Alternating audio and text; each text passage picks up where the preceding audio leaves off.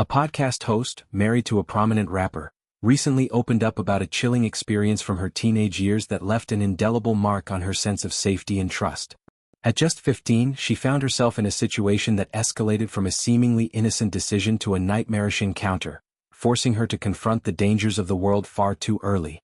This story, shared during a candid episode of their joint podcast, delves into the vulnerabilities of youth and the unpredictable perils that can arise from everyday choices like seeking a ride home. The evening began innocently enough, with the teenager out with friends, enjoying the freedom that comes with adolescence. As the night wore on, the group faced the practical issue of transportation.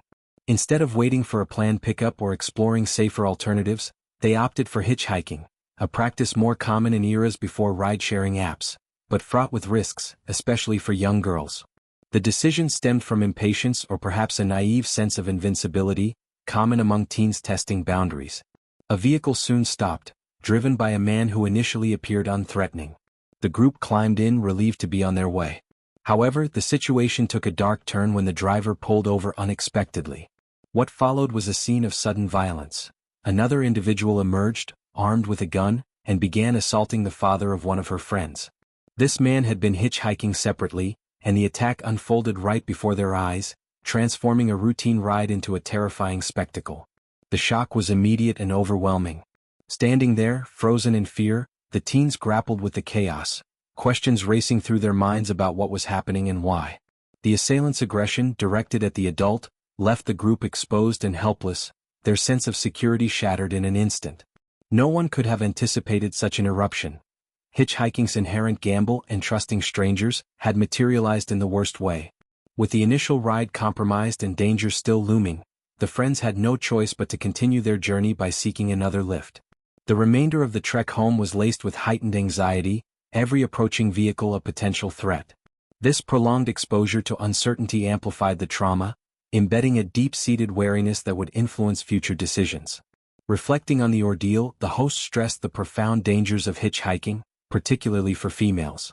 She urged caution, emphasizing that one can never truly know the intentions of those offering help. This advice stems from hard-earned wisdom. The experience served as a stark wake-up call, teaching her to prioritize instincts and skepticism over convenience. Trust, once given freely, became something to be earned, reshaping how she navigated interactions. The incident, occurring in her home state during the 1990s, fits into a broader context of her challenging upbringing. Struggles with addiction and self-image issues colored her early years, adding layers to her resilience.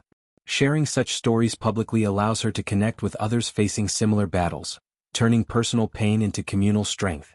Her marriage, solidified nearly a decade ago, provides a supportive backdrop for these revelations.